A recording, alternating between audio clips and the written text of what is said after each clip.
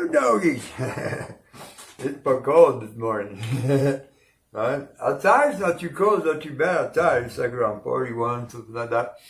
Right? But in here in the shop, I just opened up the door. Right? It took me like 5 minutes for the light to warm up enough to come on. Right? It's probably about, I don't know, 30 something in here. Right? 31, maybe 32, right around freezing, because the water's got a big chunk of the purple kickstart's still half frozen. But anyways, this morning, hey Noel, right? It's discussion time, right? Okay, this morning I'm going to pick it up, with the officers. Hold on.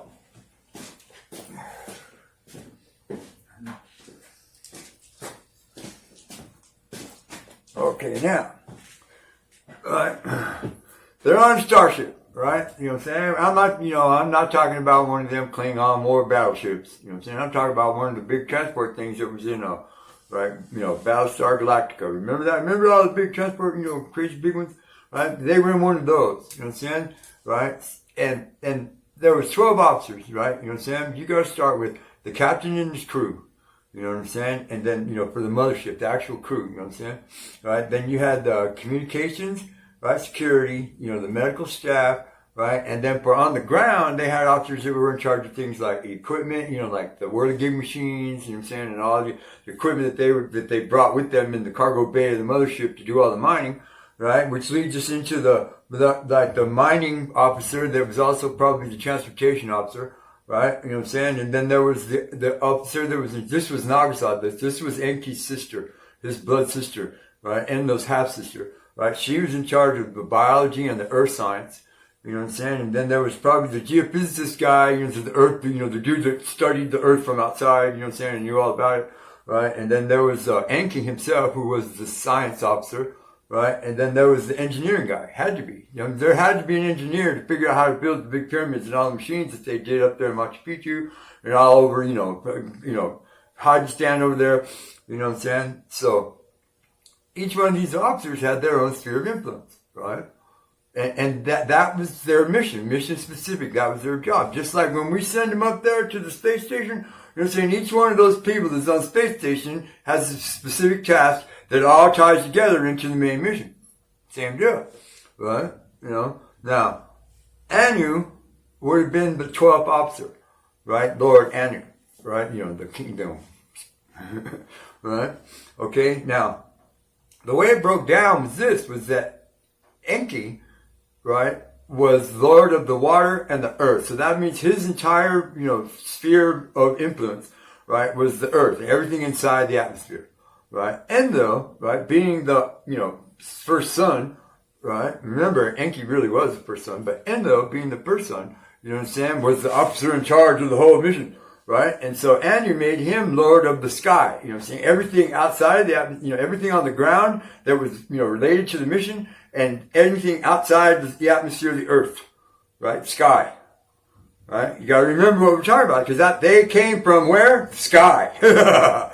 Right? So Enlil was in charge of everything, you know what I'm saying, between what they were doing on earth and all the way back to report only to who? Anu, God, his father, right? His, stepfather, the king, right? So, probably a lot of the on the ground officers, like the engineering, well, not so much the engineering guy, but his sister, the mining officer, the dude that was in charge of all the mines, because that dude was probably in charge of a lot of the construction of stuff, like I believe that Petra over there in, the Middle East is where the main base was for the officers and a lot of the 403 heroes, right? Because some of the 403 heroes and the captain of the mothership, you know what I'm saying, right? When the mothership took off the first time with the full load, they went with it. You know what I'm saying? So, and then some of them died. That was the reason for the whole engineering thing, was because some of them died here during the process, you know what I'm saying, of mining the ores that they needed and, whatever else happened because of the time shift deal and being underground for, years at a time. Right? So, you know what I'm saying? I mean, it's pretty easy to figure out, you know what I'm saying, what each one of these officers was in charge of. You know what I'm saying? Compared to what the evidence, the physical, megalithic evidence is left over from the buildings and the stuff that they constructed and the shit that they're finding all over the place. You know what I'm saying? Right? The engineering, anyways, let's move forward, right? So, that brings us to a completely separate group, right? The Igigi, right? I explained to you who they were, Noah, the ones that were always depicted with the wings and stuff, right? You know what I'm saying? The Igigi, right, were the spacemen, no. They were that group core, that was in charge of all the interior and exterior atmospheric transport.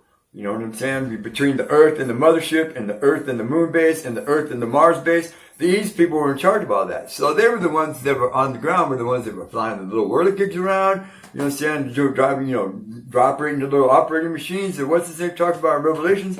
Those are probably what he saw was probably a mining machine, like they use up here at the mine, one of the big tractor things with the big drill on. Because remember, wheels within wheels within wheels. What does that sound like? It sounds to me like a drill. You know what I'm saying? Right? And, so the Igigi, right, because they were a separate core, a cadre, like officers, because most of them were flyers, so they had to be officers. You know what I'm saying? Yeah, there was probably a few, because in the Chronicles it says there was 300 of them. So I figured probably, we split it halfway down the middle, and half of them were some type of ensign or higher officer, between ensign and lieutenant, right? And the rest were like enlisted dudes. You know what I'm saying? That, worked on the machines, took care of stuff, flew shit around, made sure made sure this load, like the loadmaster dudes on the big C-141 Starlifter aircraft that the Air Force flies. That was their job. You know what I'm saying? And during the revolt of the 403 heroes, they sided with the 403 heroes because, I don't know what the thinking was here, you know what I'm saying? But, the whole Judeo-religious thing, you know what I'm saying, makes better sense than the books of the Zohar, saying how it explains how their hierarchy kind of worked out, and they were basically, a separate group, and they did their job, and then they had their time, and because they lived either down here, on the earth, and over in Petra, in the barracks is wherever there was built for them, because, Petra is this great, big, gigantic, huge area, the square miles, bro. Of all these, the most famous one is that one, the face of it, the whole thing, that was probably the entryway, the entrance hall, where where the scribes and the domestic helper people that lived around there and did the business for the gods, you know what I'm saying? But those big buildings were their apartments and that's where they lived. I believe that, right? So anyways, now,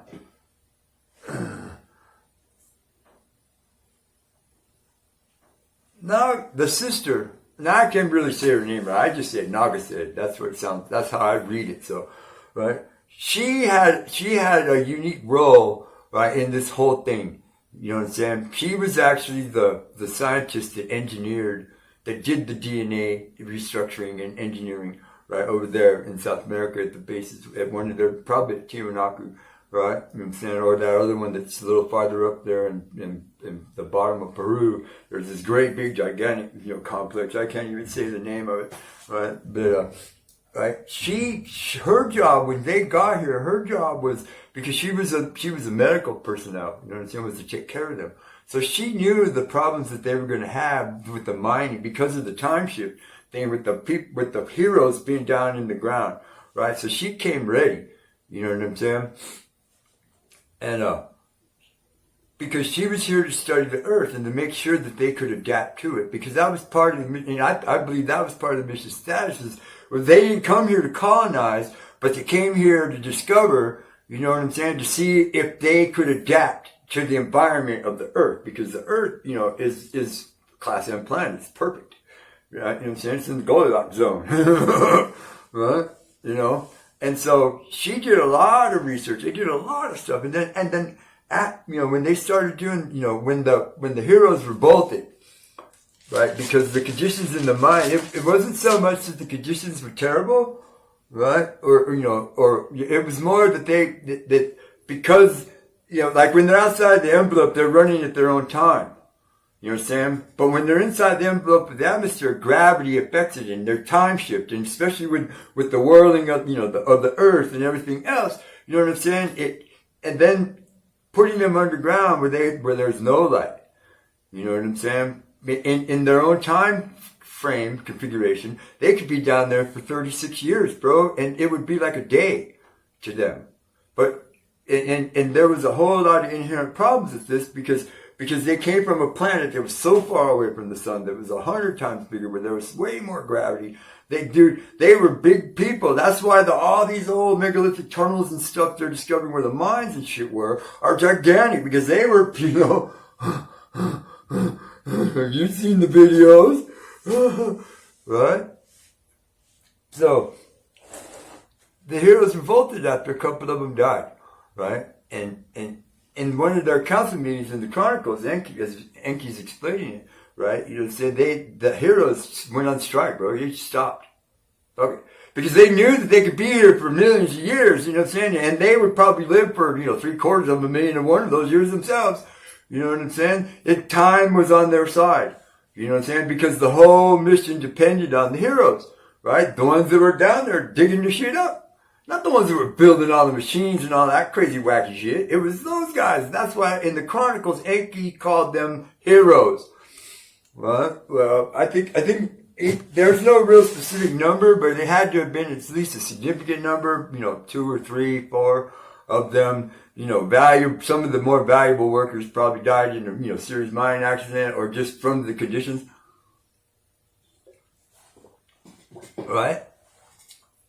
So, during the council meeting, you know what I'm saying, Enki and the Igigi said, yeah, this is a viable idea. There's plenty of hominids running around right now. This, right, the biology of the planet is perfect for it, right? We could probably hook something up, you know what I'm saying, and, give us a little bit of time, right? Maybe we could do it, you know what I'm saying? Granted, you know what I'm saying, that the conditions for the heroes improves, you know what I'm saying? The work days, the shifts change and all that stuff. You know what I'm saying? Blah, blah, blah, blah. And they negotiated the deal. And Enlil had no choice but to stamp it, because in this instance, all he had was his own one vote. Because this was Enki's sphere, the earth, the water of the earth. You see what I'm getting at? Anu, right? He was out there in the mothership. You know what I'm saying? He was living ours because he's been crowned the king. He's got this, really cool mission going. Everything's working out real good, right? You guys are in charge of that shit. I'm floating on my yacht till the boat's full and we're going back home. Right? So, in the ensuing, a couple of millennia, right, over there on South America, because that's where Enki chose for his base, his side of the world. But he didn't want to be around all of the hubbub and pushing it, because he had his own ideas, he had his own theories on how, shit could work for them down here. You know what I'm saying? And he had his sister on his side and all of her little medical staff, 15, 20 people. And remember, they had the technology. Just because there's no evidence of any electrical or, or computer or anything technology, but there still is, right? You know what I'm saying? You know that they had these machines and this equipment to do all of this, and they had nothing but time to do it. Right? Bang! You know what I'm saying? 100,000, 150,000 years later, after all this genetic study and genomic engineering and, and breeding and, right? Because it started with 8, we came from 8 of their females. 8 of their females volunteered to be in vitro, to pop out the first 8 human beings to go, and then they started from there, right? You know what I'm saying? So basically this Homo sapien race is a hybrid of their DNA and the existing DNA of the indigenous hominids that ran on the planet. Right? Okay? Another 150, 200,000 years goes by and they got 1 million of us. 1 zillion of us. Right? You know what I'm saying? And they just divided them up, according to how the officer and what his mission status was, and how many people that he needed to do this. They moved them all over there. They moved them there, or they did move them all there. They just grew them up there. You know what I'm saying? Generation after generation after generation. You know what I'm saying? Using us, the helpers, you know what I'm saying, to build and do all of their earthworks and all of their other stuff, right? You know what I'm saying? And then from there, you know what I'm saying, as you know, because they were here for 750,000 years, you know what I'm saying? Probably, you know, the last 250,000 years up till now, you know what I'm saying, is when we started gaining knowledge, you know what I'm saying, and practical skill and application at the things that we were doing for them, you know what I'm saying, our path to technology. Right? You know what I'm saying? But we've only been on our own probably somewhere around maybe 50, 70, 80,000 years. Right? You know what I'm saying? Since they took off. GOBEKLI TEPE. It's not a religious place. It's a launching pad. Search for it. GOBEKLI TEPE. And then search for infrared pictures from the ISS. Right? And what you'll see is rolling hills, you know what I'm saying, with a whole bunch of stone circles set in threes. Right? You know what I'm saying? It looks just like a launching pad to me. Because remember, down there in Africa, they use the sound frequency, you know what I'm saying, to transport the ore. You know what I'm saying? The Enki had to have a base somewhere for their flyers and their whirligigs, right? And why not in the northern mountains of Turkey? Because it's right there. It's just a 30, 40 minute flight away at supersonic speed, you know what I'm saying? Your whirligig. Kabingo. Right? And so that, you know, that's how I think, that's what I believe that the role of the officers were, you know what I'm saying, in here while they were here on Earth, you know what I'm saying, and you know, and then that was, you know, like their day-to-day function, whatever they did, their jobs. Well, anyways, I think I ran out of pages, right, of notes. Anyways, it's always fun, Noy. Yeah, see, look, once again, I only smoked out the bomber.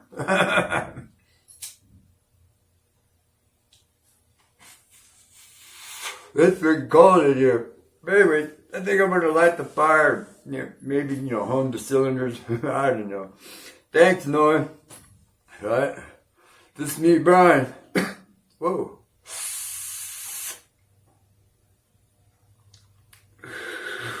Yeah, I'm good fucking weed. This is me, Brian. Please like and subscribe, share this video if it made you laugh. You know what I'm saying? Made you wonder. You know what I'm saying? Makes you think I'm crazy. Thank you.